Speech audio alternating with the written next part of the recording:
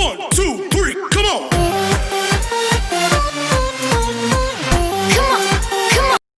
Assalamualaikum warahmatullahi wabarakatuh. Untuk memulai pembelajaran pada hari ini, mari sama-sama kita mengawalinya dengan melafazkan lafaz basmalah. Bismillahirrahmanirrahim. Bagaimana kabar kalian hari ini? Baik-baik saja ya. Semoga kalian semua dalam lindungan Allah Subhanahu wa taala dan mengikuti pembelajaran hari ini dengan penuh semangat. Semangat ya, semangat. Hari ini kita akan belajar mengenai teks deskripsi, yaitu tentang struktur, kaidah kebahasaan, dan langkah pembuatan teks. Pada pembelajaran hari ini, kalian akan menelaah struktur dan unsur kebahasaan dari teks deskripsi tentang objek, sekolah, tempat wisata, tempat sejarah, dan atau suasana pentas seni daerah yang didengar dan dibaca. Kemudian menyajikan data, gagasan, kesan dalam bentuk teks deskripsi tentang objek, sekolah, tempat wisata, tempat bersejarah, dan atau suasana pentas seni daerah secara tulis dan lisan dengan memperhatikan struktur kebahasaan baik secara lisan maupun tulisan. Ingin kalian capai dalam pembelajaran hari ini yaitu mengidentifikasi struktur teks deskripsi yang dibaca atau didengar, kemudian menelaah kaidah kebahasaan teks deskripsi yang dibaca atau didengar. Selain itu, kalian nanti akan belajar merencanakan penulisan teks deskripsi, menulis teks deskripsi sesuai dengan struktur dan kaidah kebahasaan, menyunting teks deskripsi dengan yang telah tersedia, dan menyajikan teks deskripsi secara lisan. Bagaimanakah struktur teks deskripsi tersebut?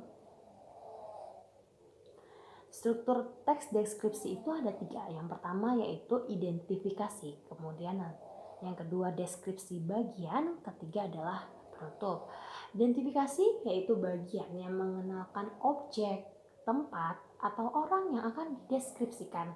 Berisi ciri umum seperti nama, objek, lokasi, ukuran, secara keseluruhan, dan sebagainya ya. Kemudian deskripsi bagian. Deskripsi bagian yaitu bagian yang memuat gambaran rinci dari objek yang digambarkan. Jadi penggambaran mengenai ciri-ciri tersebut bisa sambil memecahkan bagian-bagian dari objek secara rinci. Kemudian yaitu penutupnya, berisi kesan umum yang didapat oleh penulis setelah melihat objek tersebut. Nah, lihat ini ada contoh teks deskripsi. Kita lihat bagaimana menganalisis strukturnya. Perhatikan teks deskripsi berikut. Dalam perjalanannya ke Tanah Toraja, ayahku menumpang sebuah bus. Bus itu akan ditumpanginya dari kota Makassar sampai Rantepao. Bus ayah berangkat pukul 8 malam. Perjalanan yang ditempuh sekitar 10 jam, ayah sampai di Rantepao esok paginya pada pukul 6. Itu adalah bagian identifikasi. Terlihat identifikasi objek yang dideskripsikan adalah bus. Kemudian ciri umum yang berhubungan dengan objek tetapi bukan ciri bagian atau spesifikasi dari objek yaitu bus ayah berangkat pukul 8 malam. Selanjutnya deskripsi bagian. Bus yang ditumpangi ayah ukurannya sangat besar. Bodi bus itu dicat dengan warna hijau muda dan putih. Bannya yang berukuran besar berwarna hitam dengan pelek berwarna perak mengkilap. Kaca depannya sangat besar. Jendela-jendelanya pun berukuran besar. Pintu bus itu ada 3. 1 pintu untuk supir terletak di sisi kanan sebelah pintu. 2 pintu untuk penumpang terdapat di sisi kiri sebelah depan dan 1 lagi di bagian di belakang. Di dalam bus itu terdapat banyak sekali kursi penumpang. Setiap kursi berbalik kain warna merah tua. Di tiap kursi penumpang tersedia selimut dan bantal. Di bagian bawah kursi terdapat sandaran kaki. Fasilitas yang lengkap ini membuat perjalanan sangat nyaman dari para penumpang. Nah, deskripsi bagian-bagian apa saja kah?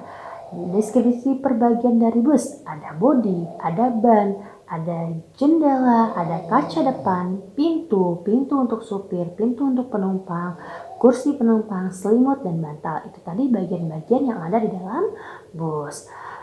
Kemudian, ayah berangkat pukul 7 malam. Ayah bercerita bahwa bus itu sangat nyaman. Sepanjang perjalanan bisa tidur dengan nyenyak. Ayah akan menumpangi bus itu lagi ketika pulang.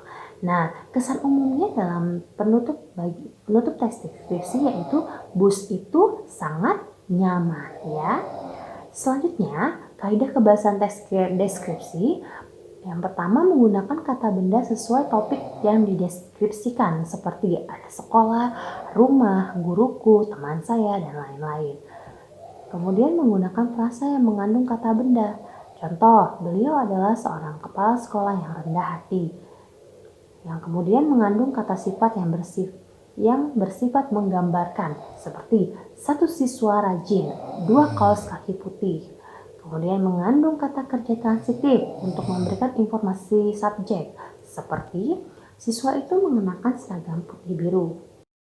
Selanjutnya mengandung kata kerja, perasaan atau pendapat dengan tujuan mengungkapkan pandangan pribadi penulis mengenai subjek seperti saya pikir itu adalah kucing cerdas atau saya yakin buku itu murah, dan lain sebagainya.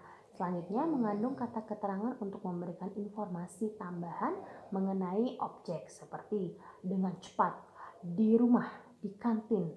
Nah, itu kan kata-kata keterangan untuk memberikan informasi tambahan mengenai objek. Kemudian mengandung bahasa kiasan berupa perumpamaan atau metafora seperti kulitnya lembut, seperti benang sutra, dan lain sebagainya ya.